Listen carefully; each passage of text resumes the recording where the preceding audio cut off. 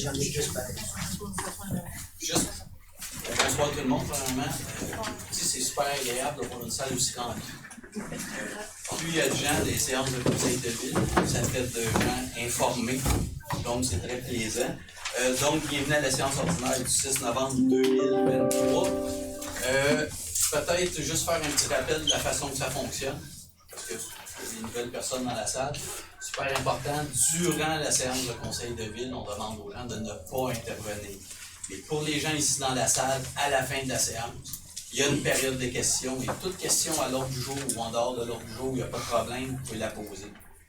Il n'y a pas de problème, mais c'est important parce qu'il y a beaucoup de monde, donc on passe la séance. Peut-être revenir un petit peu, parce que ça se peut qu'on entende du bruit, puis aussi pour les gens à la maison. Donc oui, dehors, il y a des gens, c'est des gens qui réclament avoir une salle communautaire. Du fait que, évidemment, le 49 a été vendu pour la clinique médicale. Donc, je pense que ça vaut peut-être la peine de revenir un petit peu sur l'histoire de pourquoi. Et le conseil, s'il y en a qui veulent intervenir, que j'oublie quelque chose, pas de problème.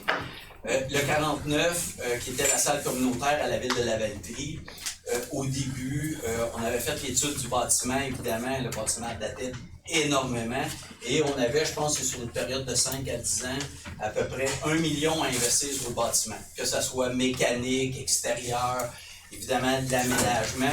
Si les gens se souviennent, quand il y a les déjeuners colombiens, la cuisine, c'était plutôt un garde-robe. Hein? Donc, il nous est arrivé la problématique avec la clinique médicale. La clinique médicale, c'est 4 médecins.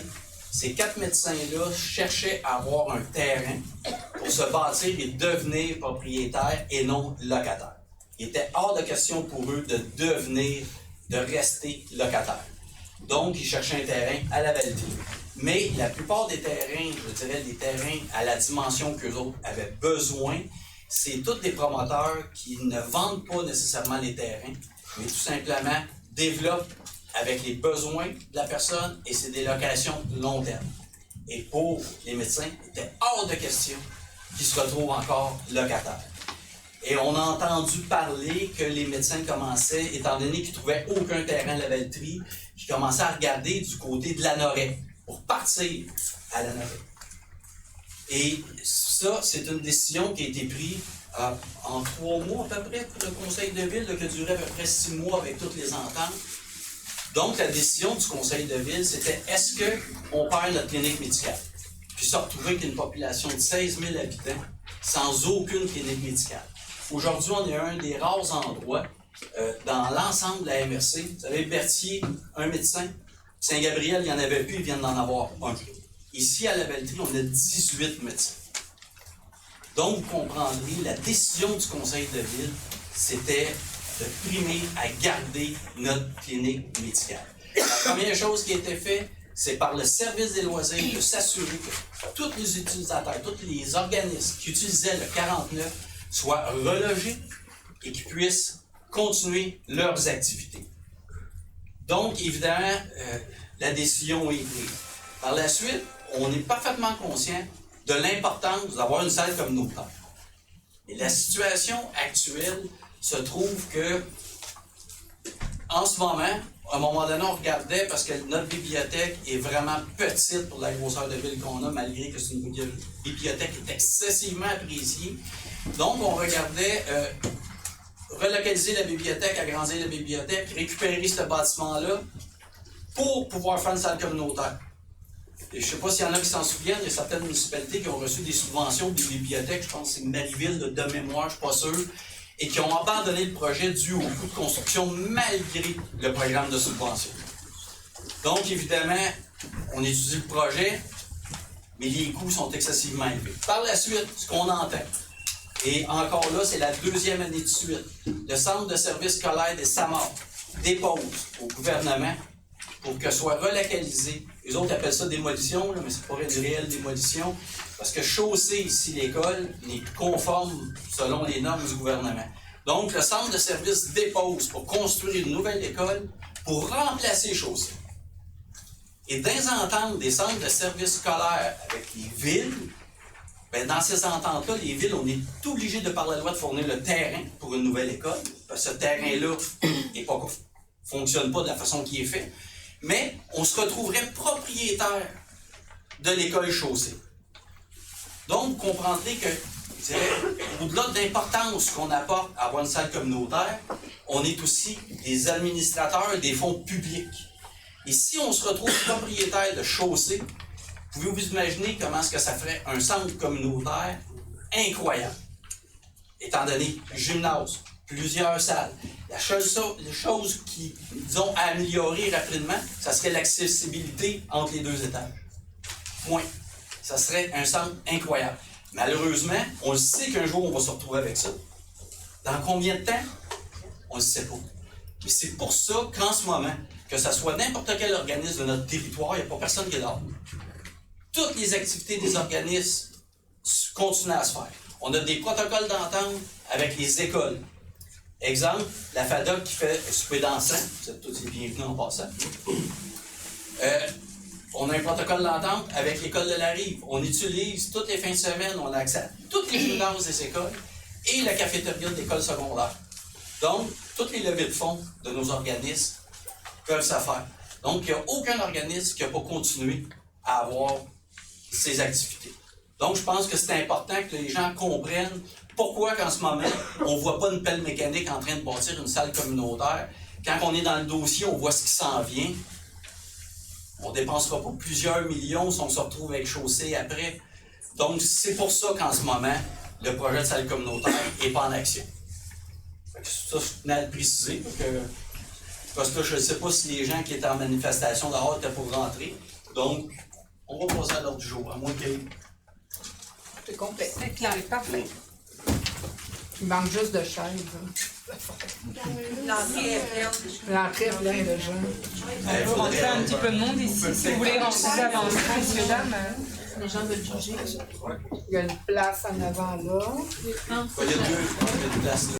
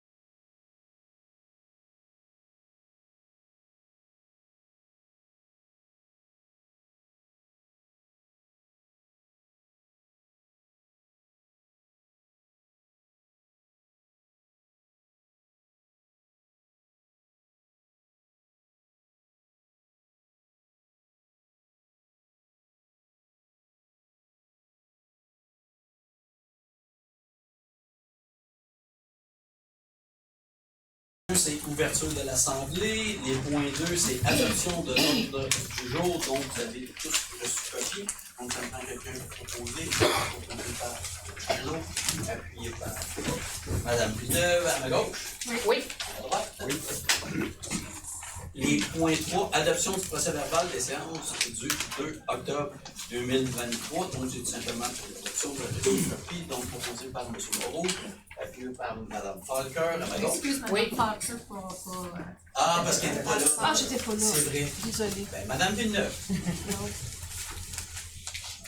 À ma droite. Oui. Parfait. 4. Donc, mention spéciale en culture. Madame Angers. Donc, bonsoir tout le monde. Donc, je prends la parole puisque je suis responsable du dossier culture, patrimoine, arts et lettres à la ville de Lavaltrie. Donc, depuis 1986, l'organisme Patrimoine décerne tous les 2 ans des prix soulignant des actions remarquables de défense ou de mise en valeur du patrimoine bâti et des paysages culturels du Québec. Au cours de cette cérémonie, les prix sont remis dans 3 catégories: individus, sauvegarde et sensibilisation. Cette année, la ville de Lavaltrie a déposé 2 projets dans le cadre des prix Action Patrimoine 2023. Lors de la remise des prix le 19 octobre dernier, en Estrie, la Ville s'est vue remettre 2 mentions d'honneur pour chacun des projets, soit la mention spéciale catégorie sauvegarde en reconnaissance de la restauration de la Maison des Contes et légendes, ainsi que la mention spéciale catégorie individu à M. Jean Etu, en reconnaissance de son dévouement au rayonnement de l'histoire de la Valtrie à l'occasion du 350e anniversaire de fondation. C'est avec beaucoup de fierté que la Ville de la Valtrie reçoit ces honneurs et qu'elle remercie les artisans y a contribué à leur réalisation. Un merci particulier à M. Jean Etu, membre fondateur de la Société d'histoire et du patrimoine de la Valtrie, qui fait briller notre histoire et notre héritage à travers ses écrits et ses nombreuses initiatives. Merci également à tous les employés qui nous soutiennent, nous les membres du conseil municipal, parce que nous, on a plein d'idées flyées, là, mais ça prend du monde pour le faire. Des fois, ils font des gros yeux. Dans notre vision de préservation, de mise en valeur du patrimoine. J'aimerais aussi souligner particulièrement, parce que moi je travaille particulièrement avec 2 employés, soit Nathalie Desalliés, directrice des loisirs et de la culture, ainsi que Mme Amélie Boutin, chef de division culture et patrimoine. Donc, quand on a des réunions, c'est vraiment ces 2 personnes-là. Donc, votre travail mérite d'être souligné et trouve aujourd'hui écho jusque dans les sphères provinciales. Alors, un gros merci.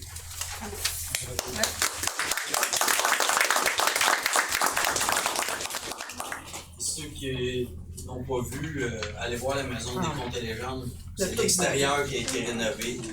C'est vraiment incroyable comme restauration. Donc, ça me prend... c'est pas de conclusion, c'est une reconnaissance de toute façon. Les points 5, c'est les dossiers du maire. 5.1. Donc, 5.1, c'est révision des affectations des responsabilités municipales. Il faut comprendre, chaque élu est responsable de dossier.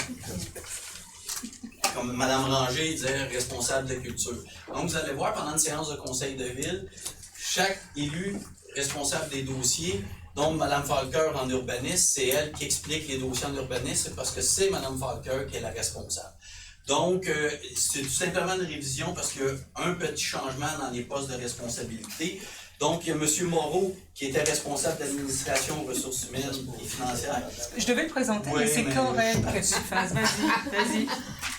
Et donc, M. Moreau qui était responsable en réalité des administrations, ressources humaines et financières. Et Mme Villeneuve, qui était responsable sport, loisirs, plein air et relations de la communauté, famille et aînés. Donc, c'est un changement de poste. M. Moreau prend la place en loisirs de Mme Villeneuve. Mme Villeneuve prend la place de M. Moreau, administration, ressources humaines et financières. Mais pas ce soir. Mais pas ce soir. Le remaniement ministériel. Oui, c'est en plein ça. 2 ans, À la différence, c'est à la demande des responsables de dossier.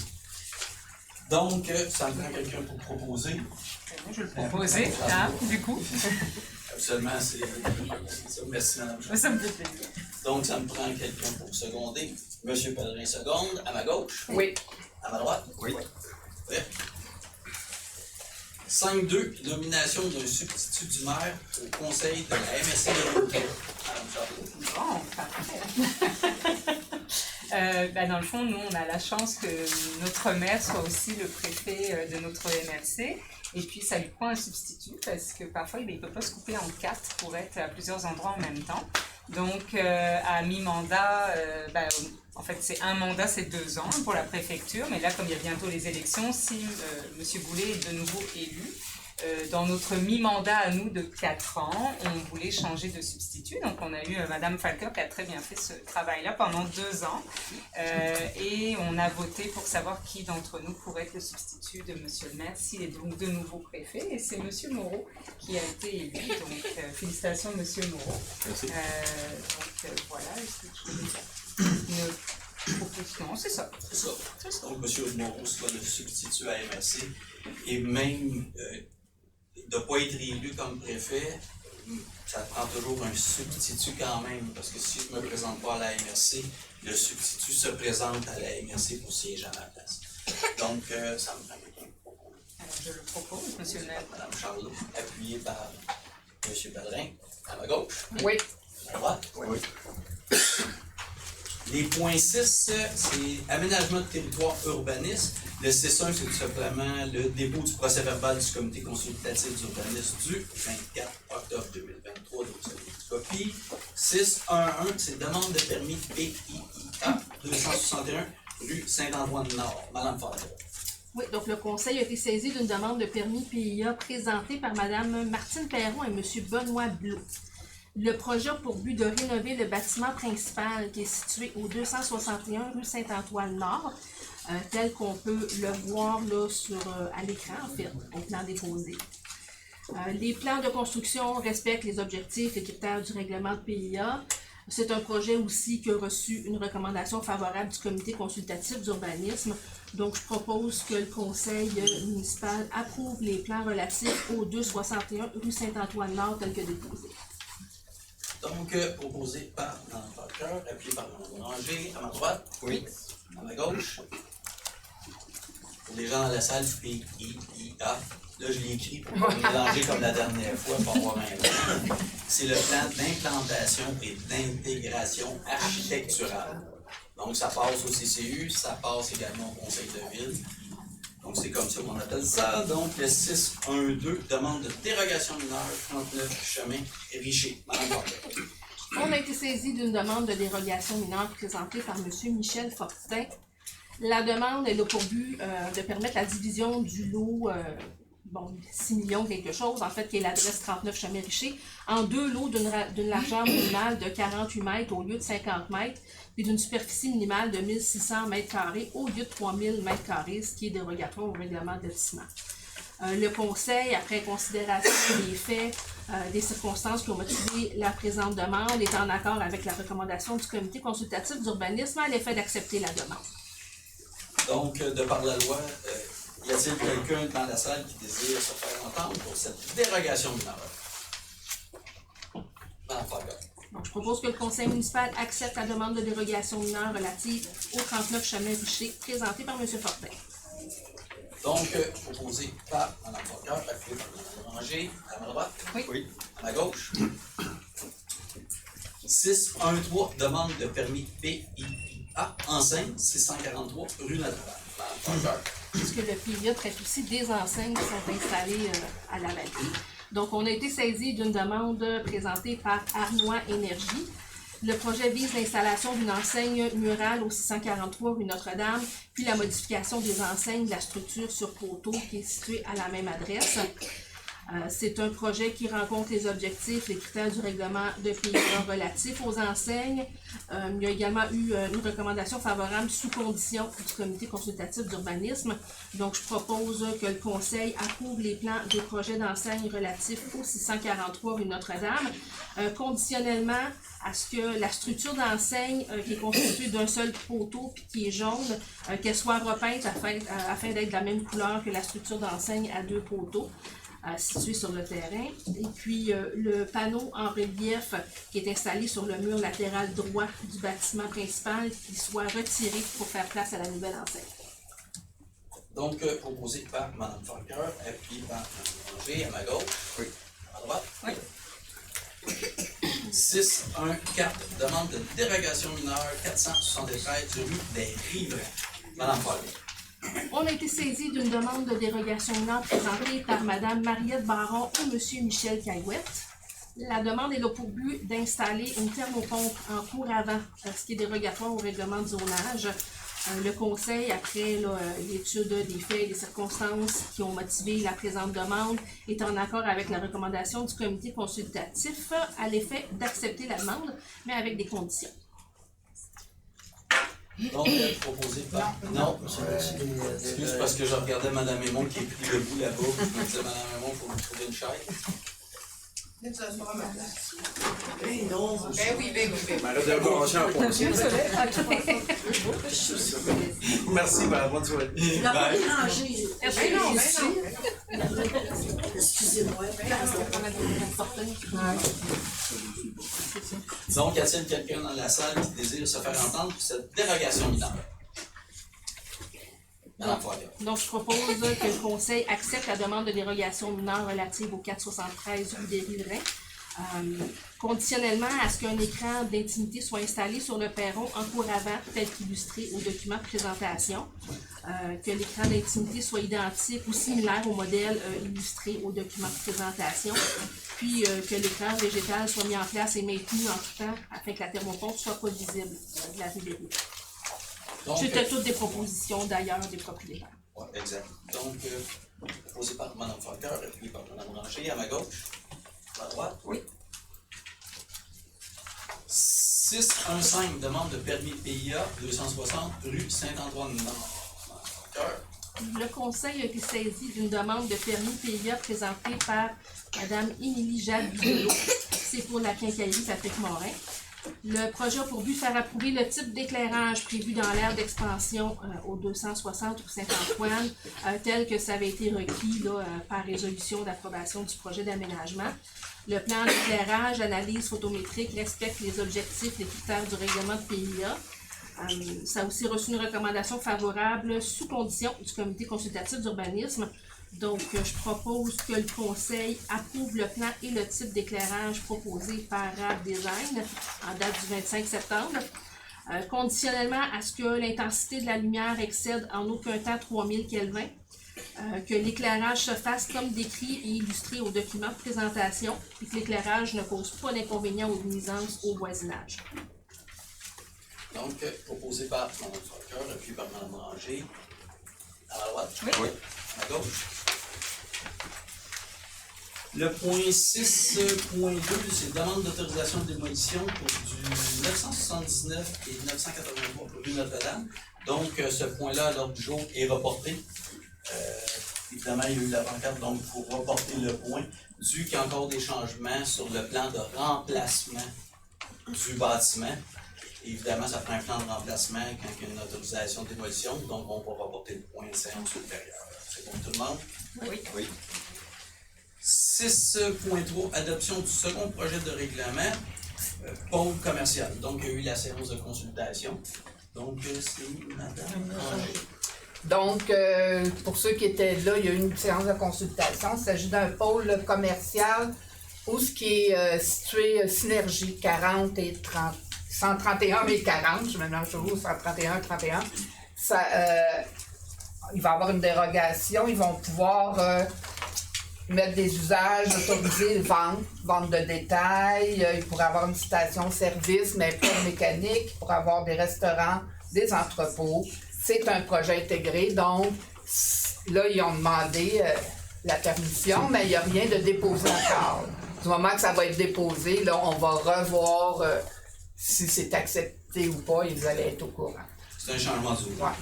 Donc, la résolution serait la suivante, que le conseil municipal adopte le second projet de règlement intitulé « Règlement modifiant le règlement de zonage aux fins d'autoriser, dans les zones I-30 et I-31, des projets intégrés pour la création d'un pôle commercial régional tel que déposé. » Parfait. Donc, proposé par Mme Ranger, par Mme Falker, à ma gauche.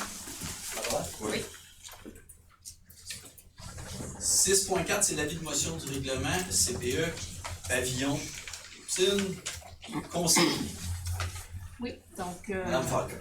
c'est l'avis de motion. Je, Elisabeth Falker, conseillère de cette municipalité, donne l'avis de motion qu'à une prochaine séance sera soumis pour adoption un règlement modifiant le règlement du zonage, le règlement relatif à la gestion des règlements d'urbanisme, ainsi que le règlement sur les plans d'interprétation, les PIA.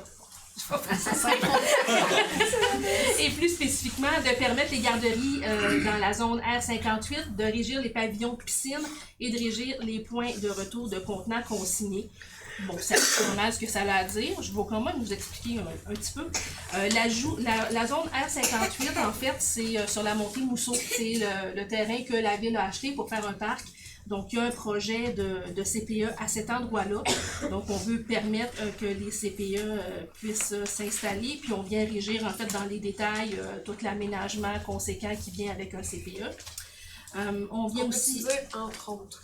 Entre autres. Ouais, je vois des gens là, qui font entre autres un projet de CPE. Oui, entre autres, parce qu'on s'entend que le CPE ne prendra pas tout l'espace. Voilà. Prend un petit espace et on parle de stationnement conjoint pour le CPE et l'ensemble du reste du grand espace du parc.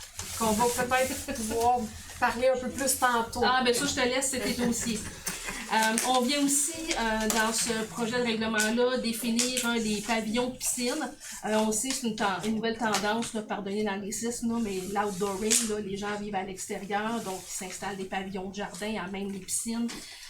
Donc on vient définir ce que sont les pavillons de piscine, les différentes normes applicables, donc superficie, hauteur, implantation au sol. Et puis, le dernier point, ben, c'est les points de retour de contenants consignés. C'est depuis le 1er novembre, hein, on doit avoir des places où mettre des installations pour la récupération de consignes.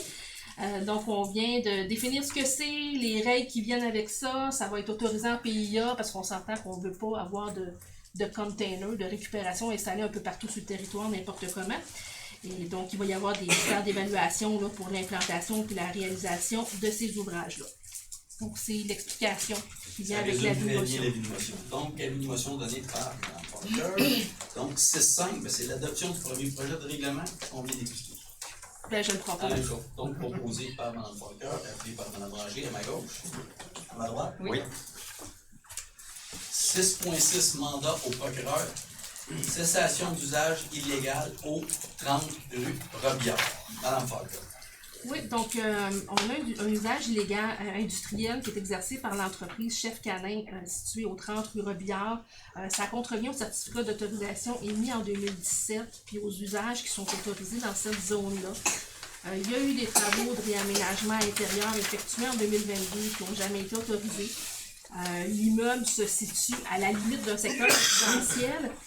L'usage industriel affecte en fait la qualité de vie de plusieurs citoyens lorsque survient des problèmes d'odeur liés aux carcasses d'animaux, parce qu'on fabrique de l'alimentation pour animaux, puis c'est cela. Pour l'instant, bien que les problèmes d'odeur liés à la disposition des déchets semblent contrôlés, ça reste un usage illégal qui se poursuit. Puis dans l'intérêt du voisinage, en fait, que l'entreprise apporte les correctifs nécessaires pour respecter le zonage commercial, puis qu'à défaut, ben, qu'elle se relocalise dans une zone industrielle. Donc, je propose que la Ville de Lavaltrie intente des procédures légales appropriées afin d'assurer aux 30 rue Robillard le respect de la réglementation d'urbanisme, qu'elle poursuive l'émission de constats d'infraction lorsque survient des problèmes d'odeur. Puis, dès que l'adoption de la présente résolution, le Conseil mandate la firme d'avocats Bélanger-Sauvé à prendre les procédures judiciaires qui s'imposent suivant ce qu'elle juge approprié afin d'assurer le respect de la réglementation d'urbanisme par la cessation de l'usage illégal à cet endroit-là. Donc, proposé par Mme Parker, appuyé par Mme Ranger à ma gauche. À droite? Oui.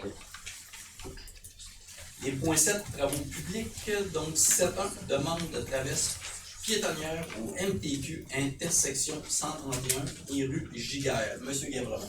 Oui, donc dans le cadre des travaux qui ont eu lieu sur la 131, la phase 3 de la pharmacie jusqu'à Jolibourg, ça c'est terminé. On fait du lumière aujourd'hui. Donc il reste la partie un petit peu plus loin où à la caisse, à l'intersection de la caisse, puis de la rue Giguère, les lumières ne sont pas posées encore, ne sont pas fonctionnelles encore pour le moment. Donc, on demande au ministère du Transport d'installer une traverse piétonnière. Cette traverse-là soit signalée là, avec des clignotants comme on a sur Notre-Dame.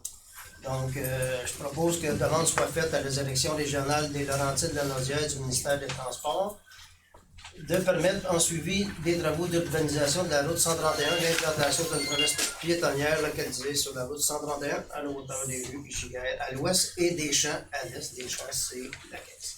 Que cette traverse piétonnière soit sécurisée par l'ajout de feux clignotants afin de poursuivre le déploiement des mesures de sécurité initiées sur la route 131. Il faut demander au ministère du Transport d'autorisation, c'est eux autres qui ont le dernier mot là-dessus. C'est une route provinciale. C'est une route provinciale. Donc, proposé par M. Guillermont, appuyé par Mme Charlot, à ma droite. Oui. À ma gauche. Oui.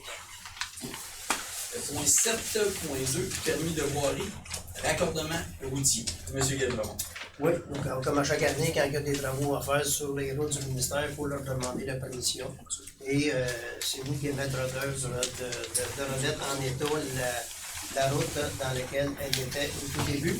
Et ce que ça fait dans cette proposition-là, c'est qu'on va rajouter des noms des gens qui sont possibles là, de signer les ententes avec le ministère. Donc, que la Ville demande au ministère du Transport et de la Mobilité durable de lui accorder le permis de voirie au cours de l'année 2023, qu'il autorise M. Antoine Légemonière, directeur des travaux publics, Frédéric Rousseau, chef des opérations, Simon Perrault-Forget, chef des opérations, Mathieu Robert, contremaître Parc et bâtiments, Stéphane Doucette, contremaître voirie, Olivier Lavigne, technicien génie et infrastructure, il va monter de mairie, je pense, le ministère. Vincent Boisjoli, technicien génie et infrastructure, Marie-André Pagé, technicienne en génie civil, et Christian Gravel, chargé de projet assigné pour et au nom de la Ville. Des coûts estimés et de remettre les travaux en état organisé. C'est des travaux qui n'excèdent pas 10 000 ouais, ça fait bien du monde de nouveau. Il y avait un petit coquet, c'est pour l'année 2024. 2024, hein? Je voulais te demander tantôt. Je l'ai corrigé. Je l'ai corrigé déjà, parfait. Parfait. Donc, proposé par M. Guébremont, appuyé par Charlot. À la droite? Oui. À ma gauche? Oui. Les points 8, loisirs et relations à la communauté. 8.1, c'est demande de soutien financier, comptoir alimentaire. Madame Charles. Oui, donc dans le fond, on a la chance d'avoir le comptoir alimentaire à la Valtrie qui peut subvenir, dans le fond, aux familles les plus démunies pour avoir des paniers accessibles à un coût d'à peu près, je pense, c'est 12$ le panier. Juste pour information, ils sont rendus présentement à distribuer 250 paniers par semaine, donc c'est un besoin qui est quand même malheureusement utilisé par notre population. Et ils vont déménager prochainement, donc ils ont besoin d'un soutien financier de la Ville.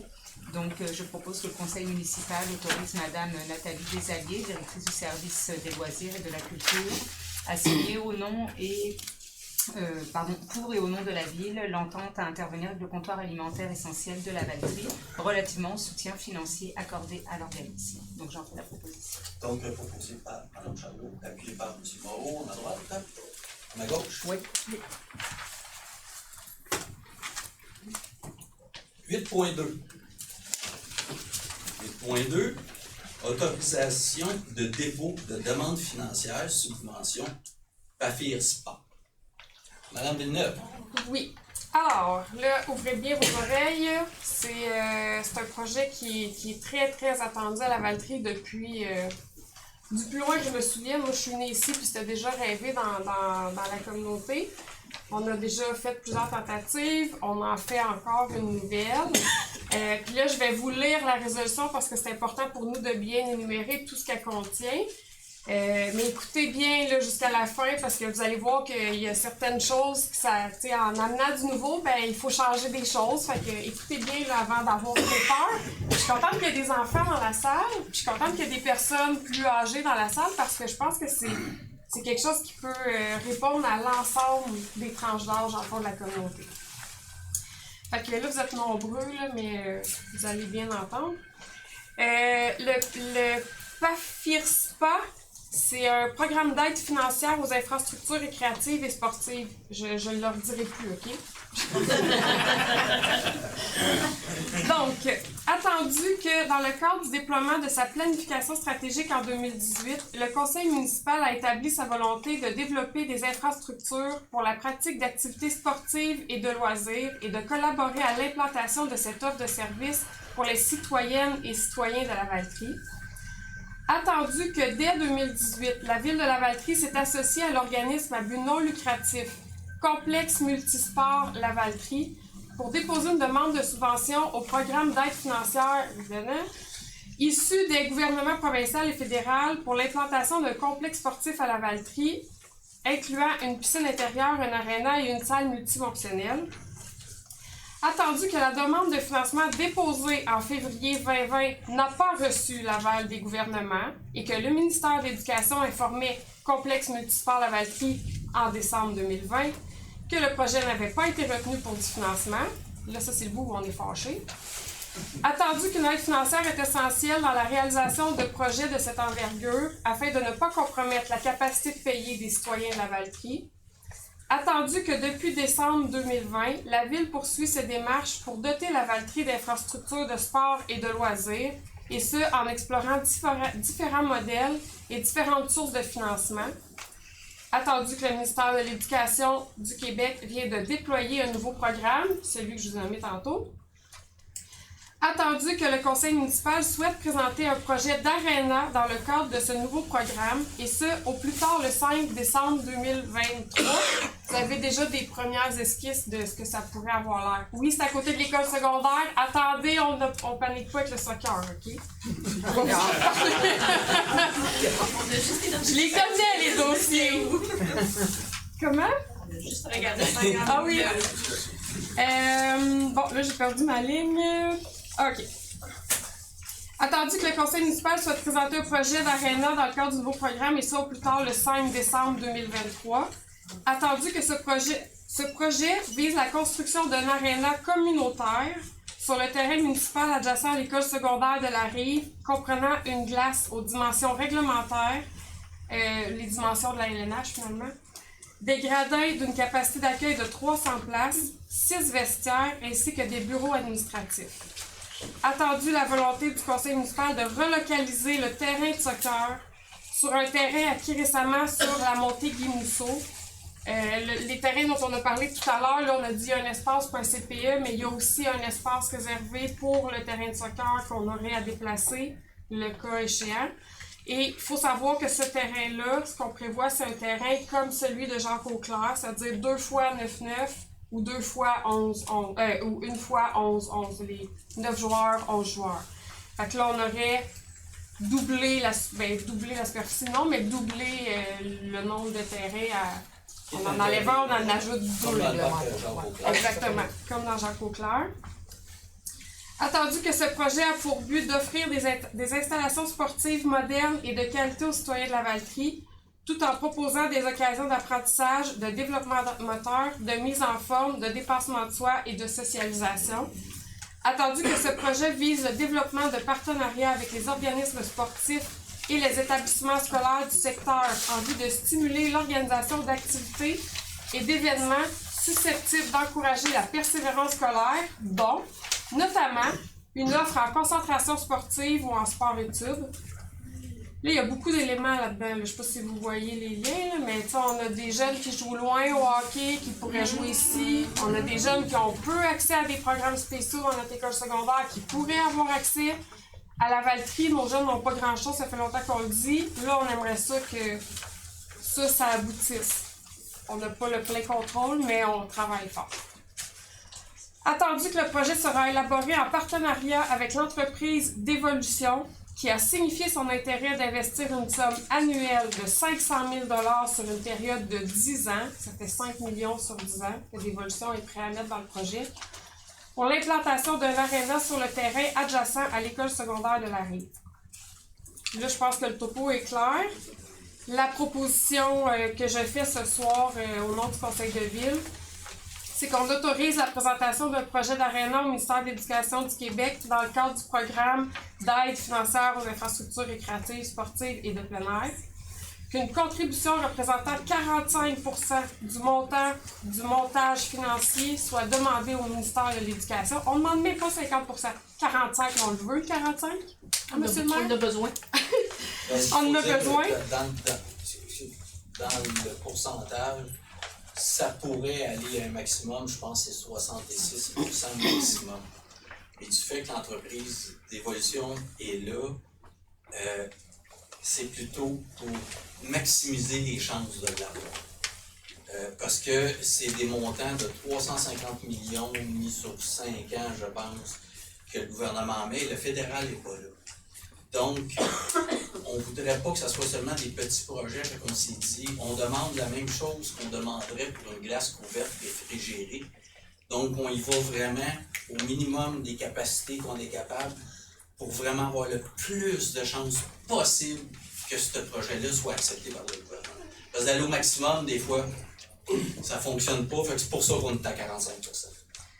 Alors, je poursuis. Une contribution représentant 45 % du montage demandé au ministère de l'Éducation.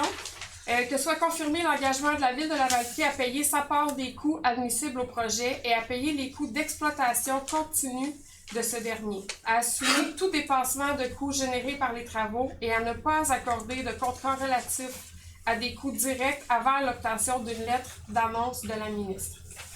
Que le conseil municipal autorise Mme Nathalie Desalliés, directrice du service des loisirs, de la culture et des relations à la communauté, ou M. Marc-Olivier Brault, directeur général, à agir en son nom et à signer en son nom tous les documents relatifs au projet mentionné ci-dessus. Comme M. le maire l'a dit, le montage financier, c'est que le gouvernement a déjà annoncé qu'il voulait donner le plus de projets possible, fait des petits montants. Sans les 45% du gouvernement, évidemment, on n'est pas capable de faire ce projet-là, mais si on est capable d'avoir le 45% avec le montant que Dévolution est prêt à mettre, ben là, Ça se tient. ça se tient. C'est quelque chose qui devient réalisable, puis je nous le souhaite vraiment de tout cœur On se le souhaite. dans les prochaines années. Exact. Dire que ça fait des années, puis on n'est pas le seul conseil de ville à travailler là-dessus. Hein. Ça a commencé, ça fait des années. Même M. Gravel, l'ancien conseil de ville, avait travaillé sur un projet. Mais c'est tout le temps, ça dépend tout le temps de réussir à avoir des programmes de subvention. Des infrastructures comme ça, sans subvention, la ville n'est pas capable de supporter ça. Je propose Tout ça. Ça. Donc, proposé par Mme Villeneuve, appuyé par M. Moreau, à ma droite. Oui. À ma gauche. Oui. Souhaitons-nous. Bonne chance. Petite parenthèse courte. Si vous restez jusqu'à la période de questions, on pourra vous en dire plus sur la montée Mousseau, le terrain de la montée Mousseau pour le secteur. Exact. Donc, les points 9, c'est environnement. 9.1, autorisation de signature bail hydrique. Madame Charles. Parfait. Je ne sais pas si on peut avoir l'image, peut-être du... Non, on ne l'a pas. Parfait. Donc, dans le fond, le bail hydrique, c'est quoi? C'est d'utiliser à des fins non lucratives l'accès, dans le fond, à un plan d'eau par la population. Donc, comme vous avez pu voir, on a des nouveaux quais là, municipaux vers le quai, dans le fond, municipal en béton, à côté du parc Gérard-Lavallée. Donc, dans le fond, le bail hydrique, là, c'est d'autoriser la signature pour cet accès-là à l'eau par les citoyens. Tout le complexe de quai que vous avez pu voir déjà cet été. Donc, je propose que le conseil municipal autorise le directeur général, M. Marc-Olivier Brault, à signer pour et au nom de la ville de Lavaltrie le bail hydrique à intervenir avec le ministère du Développement durable, de l'Environnement et de la lutte contre les changements climatiques. Que la présente résolution, le conseil municipal confirme que les lieux faisant objet du bail hydrique sont utilisés à des fins non lucratives et favorisent l'accès au public au plan d'eau. J'en fais donc la proposition. Donc, proposé par Mme Charlot, appuyé par M. Gavron. Oui. À gauche. Oui. 9.2, éducation de contrat, collecte et transport de matières résiduelles. Madame Charlot. Oui, donc dans le fond, pour la collecte, il faut évidemment envoyer des différentes des soumissions aux entreprises. Donc là, c'est EBI qui octroie dans le fond le contrat puisqu'elle est le plus bas soumissionnaire conforme. Donc un contrat au coût de 1 598 944 $97 qui inclut les taxes et ce pour une période de 3 ans, de 2024 à 2026. Et il y a même une clause optionnelle d'un renouvellement pour un autre 2 ans supplémentaires. Donc j'en fais la proposition. Donc, proposé par Mme Charlot, appuyé par Mme Parker, à ma gauche. Oui. À ma droite. Oui. 9.3, adoption du règlement matières résiduelles. Madame Charlot. Oui, donc je vous avais fait la présentation le mois dernier sur un petit peu tout le remaniement là, à propos du ramassage de nos ordures. Donc un bref récapitulatif. On va avoir à partir du 1er janvier 2024 un bac par maison pour le ramassage des ordures usuelles. Donc le bac noir qui peut être également gris ou vert. C'est un bac de 360 litres. L'objectif, c'est dans le fond d'avoir une collecte avec des camions qui sont automatisés. Donc c'est pour ça qu'on ne peut plus avoir différents types de formats ou des poubelles ou tout autre déchet autour, parce qu'il n'y aura plus personne pour aller les ramasser en dehors du camion. Pour tout ce qui est industriel, commerce ou des institutions particulières, nous pourrons avoir un deuxième bac. Il y a aussi des autorisations particulières pour les multigénérationnels. Donc si vous avez des questions là-dessus, venez nous voir, on pourra répondre pour les cas particuliers. Auquel cas, ça va être un autocollant qui va être apposé sur la deuxième poubelle, toujours conforme en termes de format. Pour les bacs bleus, Donc la récupération, c'est 4 bacs. Donc les bacs bleus aussi font 360 litres. 8 bacs bleus pour tout ce qui est commerce, industrie, etc. Puis pour les bacs bruns, c'est des plus petits bacs. On a les tout petits bacs bruns, mais les gros bacs bruns, ils font 240 litres. Puis là, c'est illimité. Donc gâtez-vous. Dans l'objectif, là, c'est vraiment de promouvoir le compost exactement, puis d'augmenter un petit peu notre volume de compost. Donc, ça représente pas mal ça, la nouvelle réglementation. On va aussi avoir évidemment des encombrants, 5 dates dans l'année, parce que là, évidemment, vous allez dire, mais tout ce qui est plus gros, je le mets où? Donc, 5 fois par année, vous allez avoir des dates spécifiques, on va les ramasser. Puis, on a aussi des collectes particulières, par exemple, la ville a un contrat avec une entreprise pour ramasser les sapins de Noël en janvier, etc. Donc, on va vous communiquer aussi les dates des ramassages un petit peu plus particuliers. Puis si vous avez des questions à la fin, je vais être aussi disponible pour répondre à vos inquiétudes si vous en avez. Donc, je propose que le conseil municipal adopte le règlement 328-2023 sur la gestion des matières résiduelles. Donc, proposé par Mme Chardot, appuyé par Mme Falker, à ma gauche. Oui. À droite. Oui. Les points 10, développement économique, 10.1, contribution municipale au guide d'achat local du regroupement des gens d'affaires de la Valtrie. Monsieur Guévrard. Oui, c'est surtout dans le cadre là, des travaux, là, des irritants qu'il y a eu pour les commerçants, mais suite aux rencontres aussi qu'on a eues avec le regroupement des gens d'affaires. Les relations sont très bonnes là, avec les gens, avec le comité. Il n'y a pas de souci à ce niveau-là. L'an passé, il y a eu le guide d'achat local qui avait été mis sur place sur une plus grande échelle, avec la contribution de la ville à ce moment-là. Ils nous ont fait la même demande cette année de refaire une contribution, supporter les impacts financiers qu'ils ont eus suite aux travaux là, dans les zones respectives durant l'année. Donc, c'est de favoriser là, le guide d'achat local à ce moment-là. Là, il y a une coquille aussi, Mme Charon, c'est-tu 2024, l'hiver 2024, aussi l'hiver 2023? En tout cas, c'est pour la campagne qui s'en vient. C'est 2023, 24, OK. Donc, je propose que la Ville octroie une aide financière de 11 500 $ au regroupement des gens d'affaires pour la réalisation du guide d'achat local, que la Ville assume également les frais de publipostage relatifs à ce guide d'achat local. Vous allez recevoir ça par la poste gratuitement. Savez-vous-en, les gens d'affaires nous ont dit que c'était une bonne façon de faire une reconnaissance parce qu'ils voient que les gens arrivent avec leurs petits coupons et ils sont contents de cette initiative. Donc, c'est toute l'importance d'encourager les commerces sur notre territoire. Quand il y en a un qui ferme, c'est toujours très triste et ça ne revient pas. Donc, toute l'importance de les encourager, c'est vraiment important. Donc, proposé par M. Guévremont, appuyé par Mme Villeneuve, à ma gauche. Oui. Oui. 10.2, autorisation de participation, dîner du maire. Oh. Mme Villeneuve. Oui, donc c'est tout simplement pour proposer la participation de quelques conseillers municipaux au dîner du maire qui va avoir lieu le 29 novembre prochain au restaurant Le Décompte avec le regroupement des gens d'affaires de la Valtrie. Il y aura donc Monsieur le maire Christian Boulet, Madame la conseillère Francine Ranger et Monsieur le conseiller Jocelyn Guévremont. Puis le dîner est au coût de 35 $ par personne. Voilà. Fait que les frais sont assumés par la ville de la Valtrie. Donc, proposé par Mme Villeneuve, puis par M. Moreau.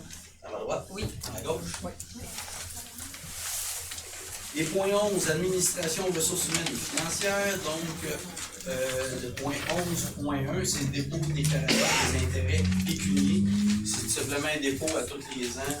De par la loi, on est obligé, comme élu, de déclarer tous nos intérêts pécuniers, que ce soit comme administrateur ou si on a des entreprises sur notre territoire, des propriétés qu'on possède, évidemment, dans le but de les déposer à la greffière pour si jamais un élu qui a une entreprise et peut se trouver en conflit d'intérêts, il faut que la ville soit au courant.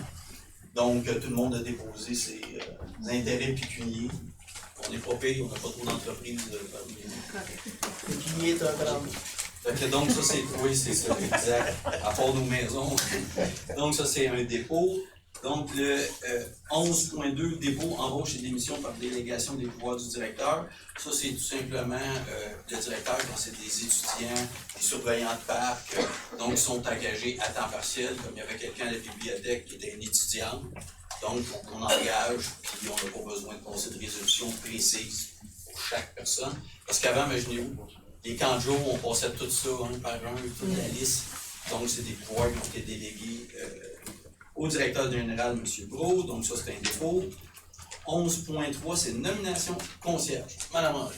Donc, nous avions un poste régulier à temps complet de concierge au service des travaux publics qui était vacant. C'est la recommandation de la chef de division ressources humaines, Mme Marie-André Leclerc, de procéder à la nomination de M. Benoît Marinucci.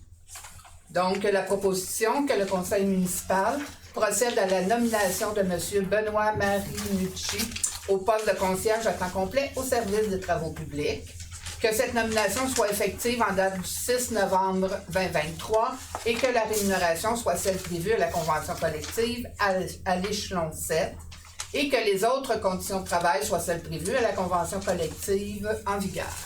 Donc, proposé par Mme Ranger, appuyé par M. Moreau, à ma droite. Oui. À ma gauche.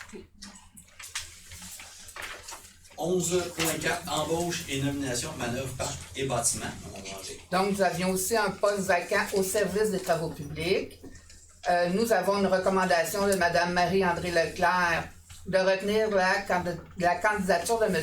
Jean-Mathieu Poirier au poste de manœuvre, parc et bâtiment. La proposition se dirait comme suit. Que le conseil municipal procède à la nomination de M. Jean-Mathieu Poirier au poste de manœuvre, parc et bâtiment du service des travaux publics.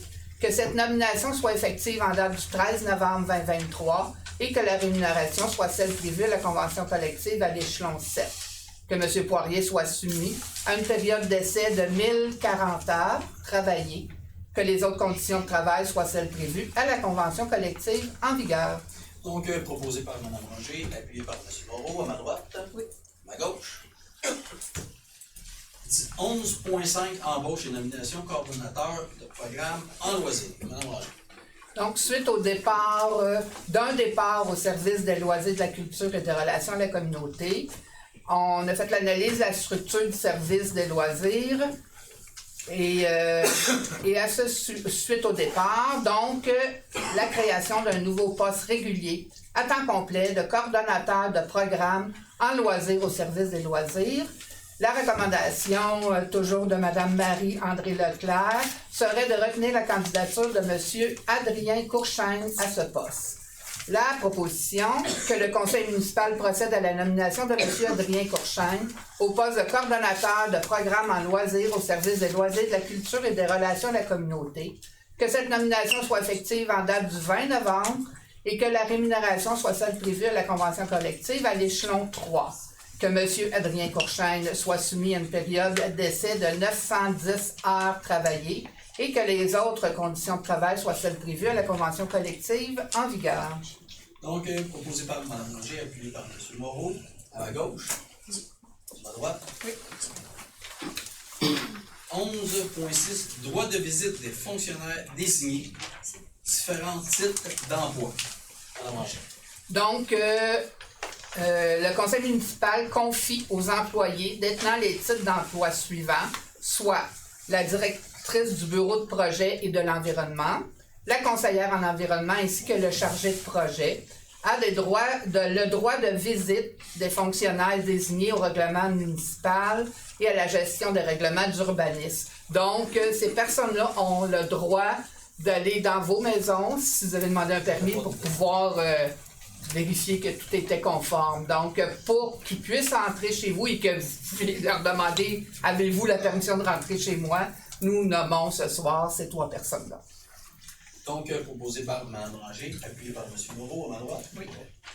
À ma gauche. 11.7, intention de vente et autorisation de signature particulier. Donc, c'est pour le CPE qu'on parlait tout à l'heure, une petite parcelle de terrain sur la route des Rousseau, Mme Ranger. Donc, bon, vous n'êtes pas sans savoir que la ville s'est portée acquéreur d'un terrain dans le but d'y construire un parc sur la montée Mousseau. Que la ville de Lavaltrie est approchée par le Centre de la petite enfance Clin d'œil pour la construction d'une nouvelle installation sur son territoire et le besoin d'un terrain pour l'implantation de celle-ci. Donc, le gouvernement a autorisé une nouvelle installation, mais il n'y avait pas de terrain. Que le conseil municipal reconnaît les besoins de la population lavaltroise pour des services en garderie et que les élus veulent favoriser l'implantation de cette nouvelle installation sur son territoire.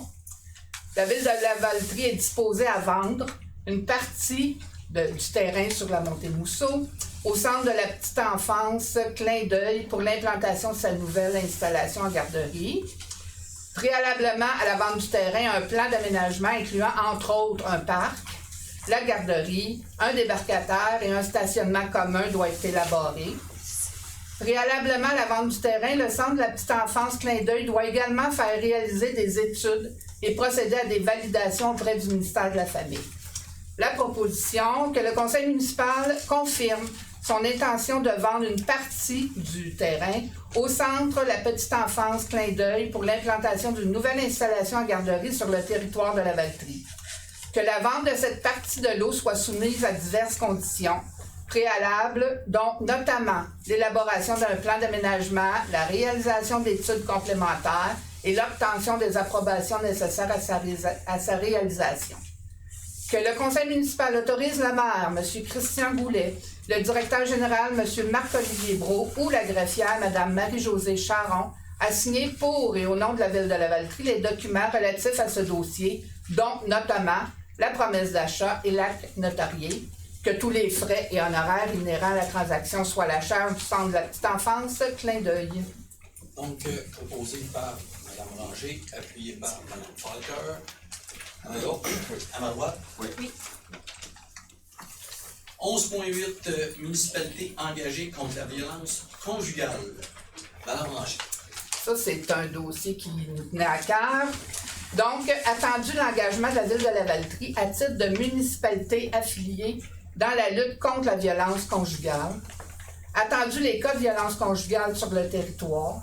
Attendu les efforts et les gestes concrets mis en place dans notre région par les organismes impliqués dans la lutte contre la violence conjugale ainsi que par les corps policiers. Attendu la volonté du conseil municipal d'appuyer ces organismes et de s'impliquer dans la sécurité de toute personne vivant de la violence conjugale, il serait proposé que le conseil municipal nomme et attribue à l'hôtel de ville de Lavaltrie le statut d'endroit sécuritaire où toute personne victime de violence conjugale peut se réfugier sur les heures d'ouverture. Que cette décision permette à toute personne devant se protéger ou devant protéger sa vie ou celle de ses enfants de se rendre à l'hôtel de ville durant les heures d'ouverture. Que ce lieu devienne un lieu d'accueil favorable pour ces personnes qui seront immédiatement dirigées vers un organisme d'aide et qui pourront recevoir la protection des corps policiers. Veuillez noter aussi que tous les employés, M. Brault, tous les employés de l'hôtel de ville ont été formés. Les employés à l'accueil. À l'accueil, ont été formés pour pouvoir bien diriger ces personnes-là.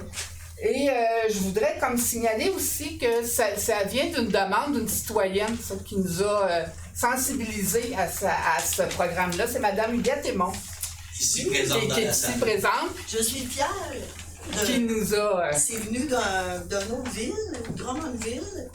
J'ai appelé les gens, puis j'ai transmis l'information en français.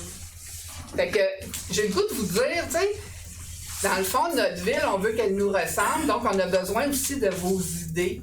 Tu sais, j'ai le goût de vous dire, ne vous demandez pas ce que la ville peut faire pour vous, mais ce que vous pouvez faire pour la ville. Petit clin d'œil. Alors, voici la proposition, M. le maire. Donc, proposé par Mme Ranger, appuyé par Mme Charlot. À ma droite? Oui. À ma gauche? 11.9, autorisation de signature, renouvellement entente MRC de Joliette, stationnement incitatif. Mme Charlot. Oui, donc dans le fond, on a un terrain qui est à côté du terrain de soccer, là, quand on s'en va vers le domaine Charbonneau.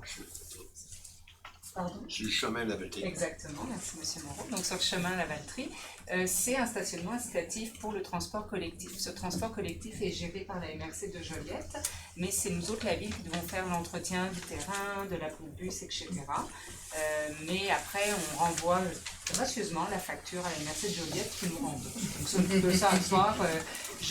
Dans le fond, je propose que le conseil municipal autorise monsieur le maire, Christian Boulet, à signer pour et au nom de la ville de La Valtrie l'entente de service à intervenir avec la MRC de Joliette relativement à l'entretien du stationnement incitatif. Donc, proposé par Mme Chardot, appuyé par M. Gabremont. À ma gauche? Oui. À ma droite? Oui.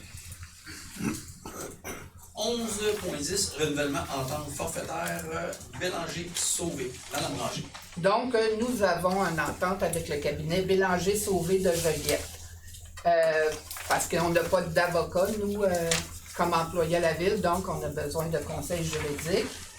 Ils nous ont fait une proposition datée du 23 octobre 2023 qui serait valide pour toute l'année 2024. Ça peut être des communications par téléphone, des opinions verbales, des préparations de rapports annuels pour l'auditeur, des soutiens illégaux que le personnel aurait besoin ou tout autre service mineur dans le domaine juridique. Donc, la proposition se lirait comme suit, que le préambule de la présente résolution en fasse partie intégrante, que la ville de La Valtrie retienne la proposition de service cabinet Bélanger-Sauvé de Joliette relativement à l'entente de type forfaitaire mensuel telle que décrite dans l'offre du 23 octobre 2023 pour un montant de 350 $ par mois, et ce pour toute l'année 2024, déboursés et taxes en dessous. Donc, proposé par Mme Ranger, appuyé par M. Moreau, à ma gauche. Oui. À ma droite. Oui. 11.11, renouvellement d'adhésion Union des municipalités du Québec pour 2024. Madame Ranger. Donc, le conseil municipal renouvelle son adhésion pour l'année 2024 à l'Union des municipalités du Québec et autorise pour ces fins un déboursé de 8 910,62 taxes en su. Que cette somme soit imputée au poste budgétaire association et abonnement. Donc, c'est des services qu'ils nous rendent, des achats en commun et tout ça. C'est vraiment je cherche le mot, bénéfique pour la ville d'être à l'Union des municipalités du Québec. Donc, proposé par Mme Ranger, appuyé par Mme Villeneuve, à ma gauche, oui. À ma droite. Oui. 11.12, cession d'immeubles au centre de services scolaires par les municipalités. Monsieur Gabremont. Oui. Ceux qui assistent à la première fois au conseil, il y a du ouvrage ce soir. Donc, c'est beaucoup de jeunes. Puis, mais ils sont là. Donc, c'est ça, M. le maire en a fait mention tantôt là, dans un point précédent, où le gouvernement a mis la loi pour imposer les municipalités à donner des terrains aux commissions scolaires. Sinon, si la municipalité ne fait pas ça, le gouvernement exproprie aux frais de la municipalité, puis c'est la municipalité qui va assumer tous les coûts d'expropriation, évidemment. Seulement, c'est toujours à la hausse, c'est chose. Le transfert des responsabilités s'est fait sans la consultation des municipalités, puis que le fardeau financier, évidemment, revient à tout l'ensemble de la population. Puis le gouvernement, il a baissé les taxes scolaires à un moment donné, puis ça n'a pas donné aux municipalités. L'éducation est une compétence du gouvernement.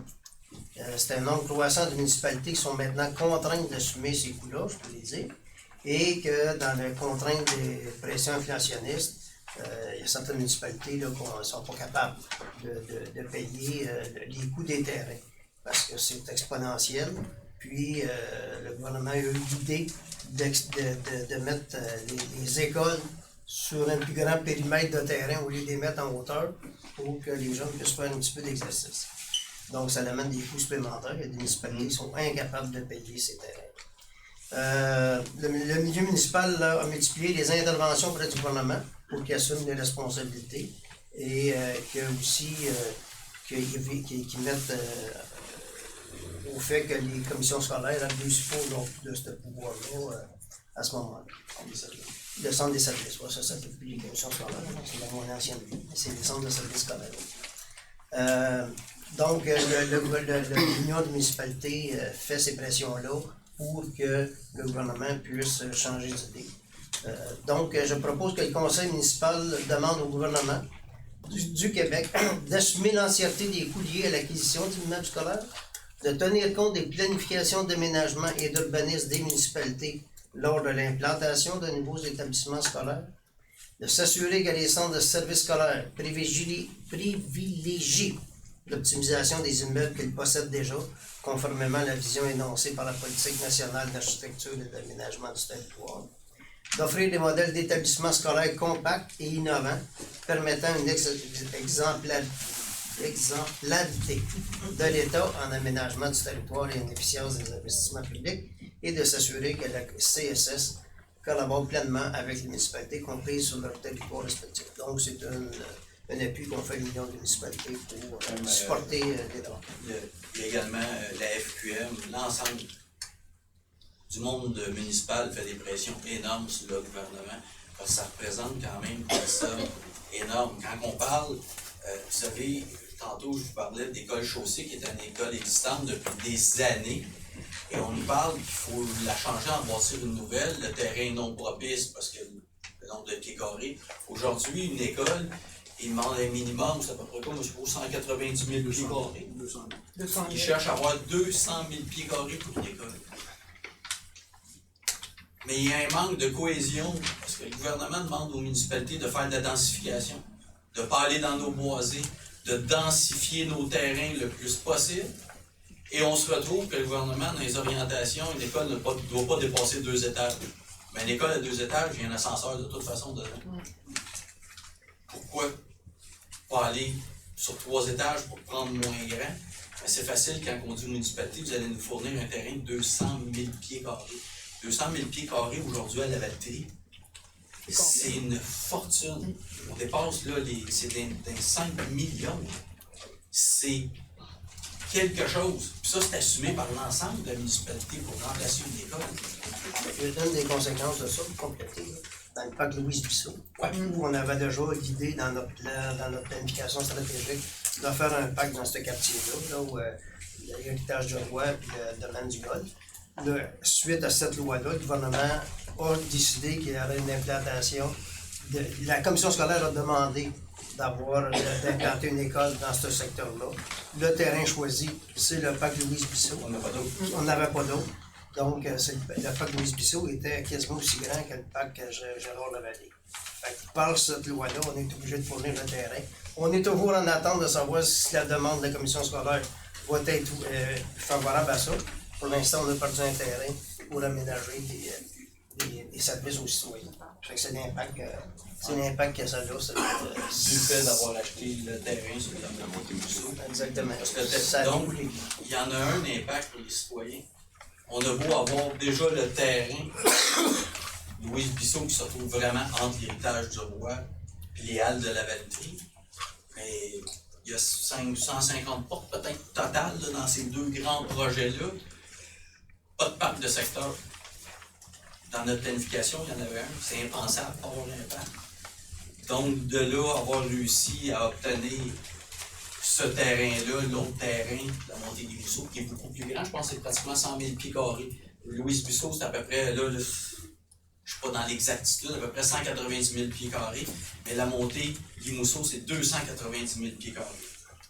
Et le fait qu'on ne peut pas prendre le terrain de la montée Limousseau pour ça, c'est parce qu'il y a une infrastructure municipale qui passe en plein centre, qui est l'égout sanitaire qui passe en plein centre de ce terrain-là.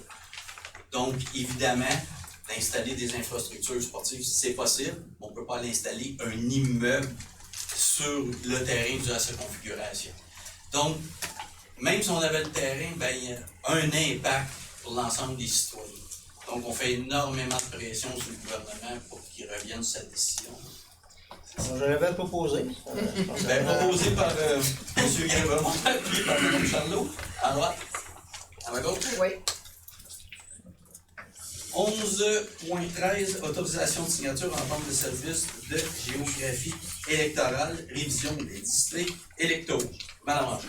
Donc, comme la Valtrie a changé, il y a beaucoup plus de portes, hein, tous les nouveaux projets, et les élections sont dans 2 ans.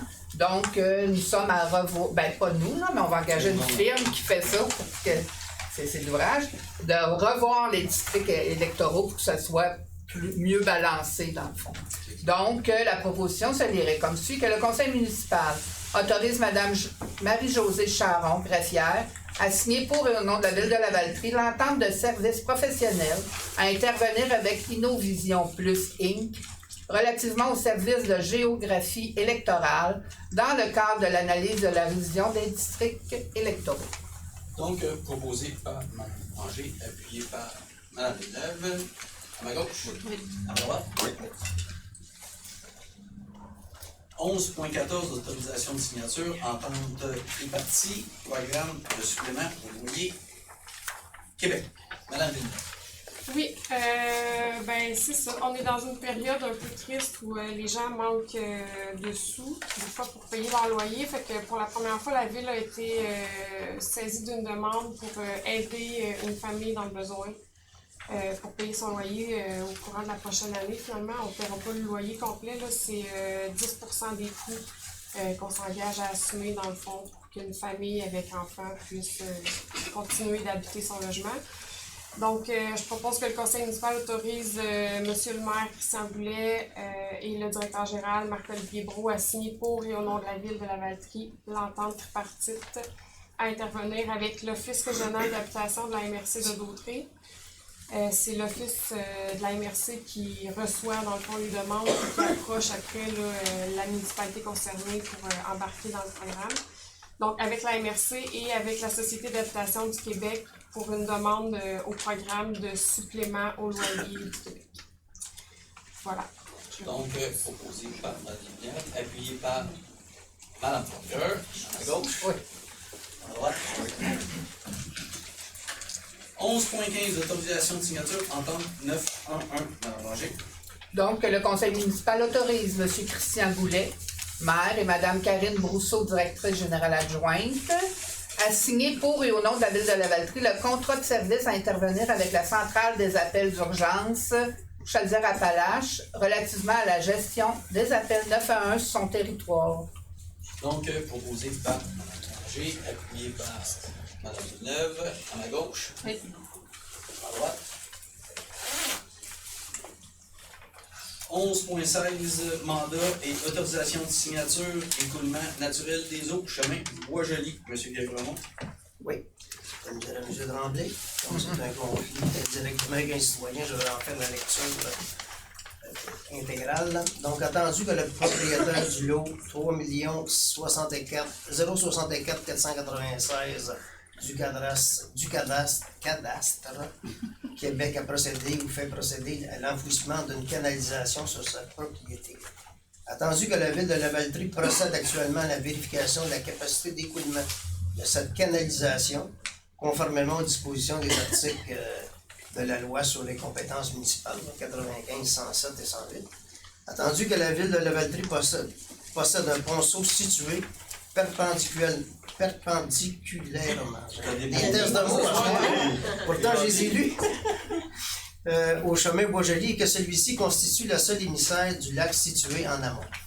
Attendu que la canalisation du propriétaire, du lot mentionné, se connecte au ponceau de la Ville de Lavaltrie.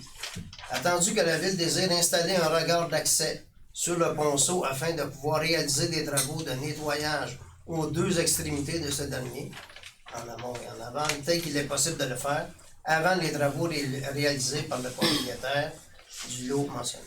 Attendu que le regard d'accès sera installé sur ce lot, je propose que la Ville de Lavaltrie procède à l'installation ou fasse installer un regard d'accès sur le ponceau situé sur le lot que je vous ai mentionné, que mandat soit donné à Pascal Guilbeault, arpenteur géomètre, de réaliser les descriptions techniques des assiettes de servitude nécessaires à l'installation et à la maintenance du regard d'accès sur le ponceau, et ce dans le but de pouvoir nettoyer facilement le ponceau ainsi que la conduite installée par le propriétaire.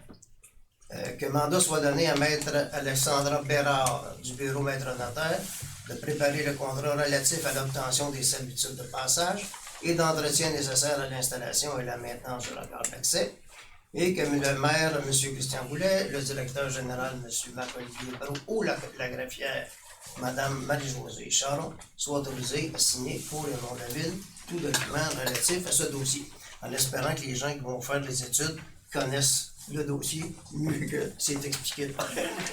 En tout cas, c'est clairement expliqué, mais c'est assez technique comme travail à faire. Donc, proposé par M. Pierre-Vermont, appuyé par Mme Villeneuve. À ma gauche? Oui. À ma droite? Oui. 11.17, autorisation de participation au gala du réseau des femmes élues de Lanaudière.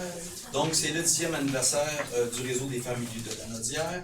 Donc, évidemment, c'est que le conseil municipal autorise moi-même, Christian Goulet, Madame la conseillère Anne-Charlot-Mirand, Madame Marie-Pierre Villeneuve, Madame Lisette Falker et Monsieur le conseiller Pascal Tremblay et Justin Guéron à participer au gala du 10e anniversaire du réseau des femmes élues de Lanaudière le 23 novembre. Tout ça au coût de 50 $ par personne. Évidemment, le réseau des femmes élues, c'est un réseau qui est excessivement important et probablement une grande première dans notre région, je dirais à travers le Québec, qui est vraiment un réseau qui aide beaucoup à inciter les femmes à aller en politique, beaucoup à les encourager.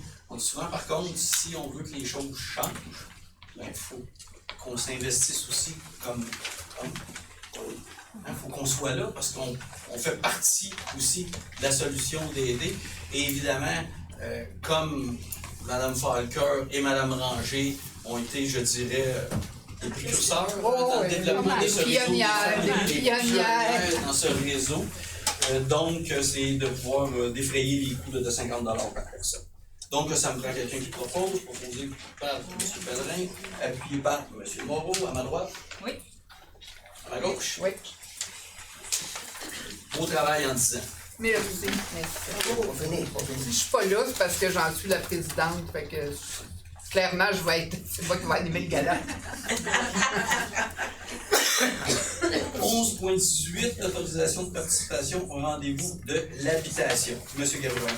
Oui, donc c'est pour autoriser que le conseil autorise Madame les conseillères Marie-Pierre Villeneuve et Lisette Falker à participer au rendez-vous de l'habitation le 28-29 novembre 2023 au terminal du Port de Québec au coût de 175 $ par personne plus taxes et des frais d'inscription, soit assumés par la ville, les frais de déplacement, l'hébergement et des repas remboursés avec présentation de pièces justificatives. Donc, proposé par M. Gabriel, appuyé par L'autre côté. L'autre côté. Charles, merci. À ma droite, à ma gauche. Oui. Évidemment, quand on regarde la problématique de l'habitation, dès qu'il y a des congrès comme ça, où c'est vraiment des professionnels qui accompagnent, on sort de là souvent avec des solutions à mettre en place. Et c'est beaucoup adressé aux villes, aussi aux spécialistes. Donc, ça nous apporte beaucoup à nous dans notre réglementation, voir ce qu'on peut changer. Parce qu'on dit souvent, une municipalité, on n'est pas des promoteurs immobiliers, mais dans notre réglementation, faciliter l'implantation de logements comme ça en changeant plusieurs choses. Donc, c'est vraiment des choses vraiment intéressantes à aller voir pour ramener. Puis on a un comité à la MRC qui a réuni beaucoup d'acteurs autour de l'habitation pour toute la MRC de Dauphine, puis éventuellement peut-être même pour la Lanaudière. Fait qu'il y a vraiment des enjeux majeurs en habitation actuellement qu'il faut adresser, donc la raison pour laquelle on va cet événement. Donc, 11.19, modification du règlement d'emprunt, remplacement et acquisition de véhicules, Mme Ranger. Monsieur Gueldremont. OK. C'est moi. Je n'achète pas de camion. Non, madame. Donc, ceux qui suivent nos rencontres, le conseil assis du même, vous savez qu'on a fait un emprunt de 1 500 000 $ pour le remplacement et l'acquisition de nouveaux véhicules. Donc, on a fait un emprunt, puis tout ça. Par contre, la façon qu'on en va procéder après vérification, il faut modifier ce règlement-là pour le mettre plus en accord avec la façon de procéder. Donc, ça modifie en aucun temps l'emprunt, là, puis ce qu'on était prévu de faire avec tout ça, ni la charge d'argent aux contribuables. Donc, ce qui est proposé, c'est de changer l'article 2 du règlement 309-2022, soit abrogé et remplacé par le texte suivant. Donc, le Conseil est autorisé à remplacer et à acquérir des véhicules pour le service des travaux publics pour une dépense totale de 1 500 000 répartie de la façon suivante. On avait fait l'emprunt global pour le répartir. Donc, au niveau des véhicules légers, un terme de 7 ans pour un montant de 270 000 et pour les véhicules lourds et machines-outils, sur un terme de 10 ans pour 1 230 000 qui correspond à 1 500 000 Que l'article 3 du même règlement soit abrogé et remplacé par le texte suivant. Donc, aux fins d'acquitter les dépenses de remplacement et d'acquisition des véhicules légers prévus par le présent règlement, le Conseil est autorisé à emprunter un montant total de 270 000 sur une période de 7 ans et pour le remplacement et d'acquisition des véhicules outils par le présent règlement, autorisé un montant de 1 230 000 pour une période de 10 ans. C'est technique, là, mais les vérificateurs du gouvernement nous ont demandé, le MAMACH, oui, c'est ça, le gouvernement, nous ont demandé de rendre ça plus conforme. Voici la proposition. Donc, proposé par M. Gabremont, appuyé par Charlot à droite, oui. À gauche. Oui. Le point 11.20, avis de motion et dépôt du projet de règlement tarification. Là, c'est malheureux. Comme à chaque année, nous devons revoir la tarification pour tout ce qui est chargé à la ville, que ce soit une photocopie ou un permis ou tout ça. C'est toujours indexé à chaque année. C'est l'indexation du coût de la vie, soit entre 4 et 5 % cette année, là, on va voir. Donc, l'avis de motion se lit comme suit. Je, Francine Ranger, conseillère de cette municipalité, donne un avis de motion qu'à une prochaine séance, sera soumis pour adoption un règlement aux fins d'abroger et de remplacer le règlement numéro 318-2022 concernant le financement de certains biens, services ou activités et imposer un tarif à cette fin. Un projet de ce règlement est déposé séance tenante. Donc, avis de motion donné par Ranger. Le point 11.21, demande de soutien financier, opération Nero, M. Gabremont. C'est pour utiliser le versement d'une somme de 250 $ aux opérations des roues. Comme à chaque année, on contribue de cette façon. S'il y en a qui veulent faire une opération des roues, suivez les réseaux sociaux, ils vont demander votre temps de bénévolat.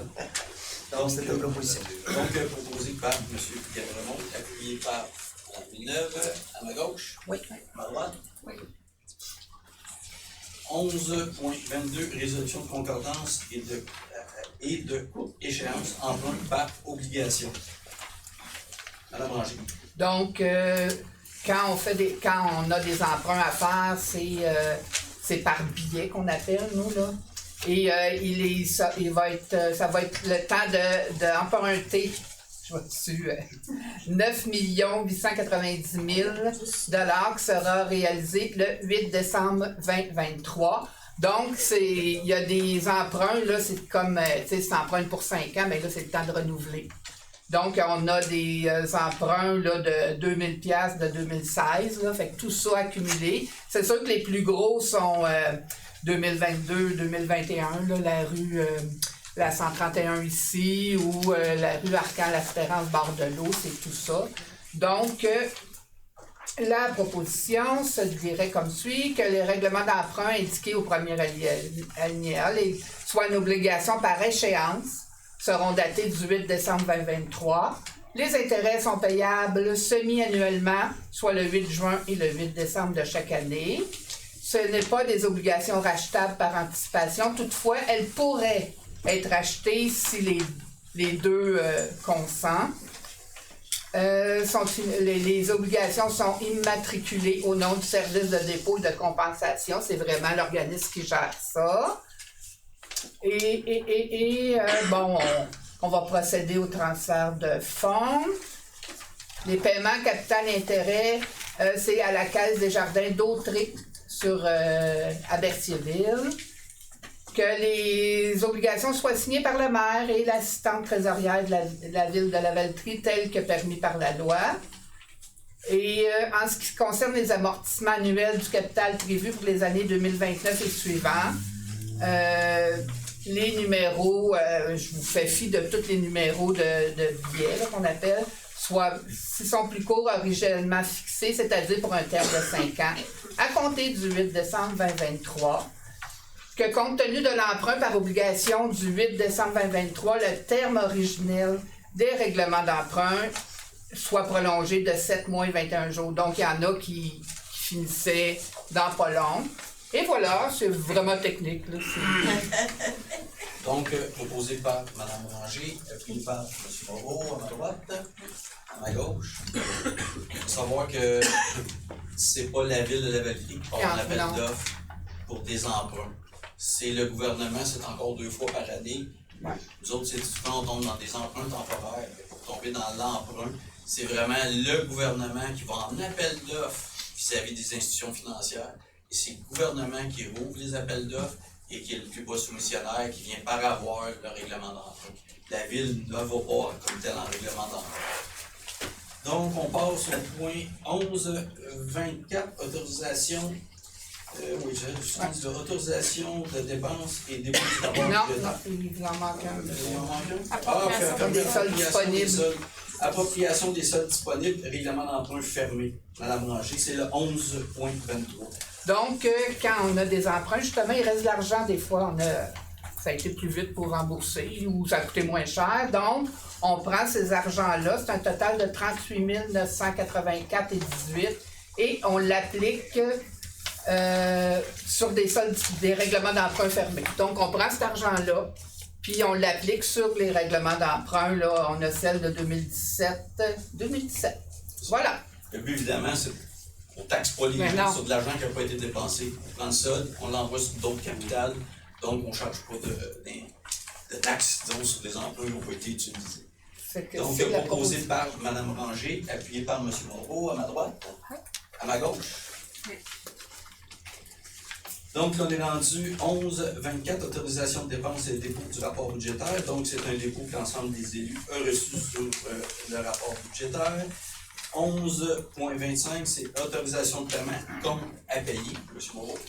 Que le conseil municipal autorise le paiement des déboursés du 3 octobre au 6 novembre 2023 de la ville de Lavaltrie, incluant les dépenses de fonds d'administration et les dépenses en immobilisation, le tout pour une somme de 4 776 807,21 $, selon le rapport déposé par le service de la trésorerie en date du 3 novembre 2023, lequel est annexé à la présente résolution. Donc, j'en fais la proposition. Donc, proposé par M. Moreau, appuyé par Mme Villeneuve, à ma gauche. Oui.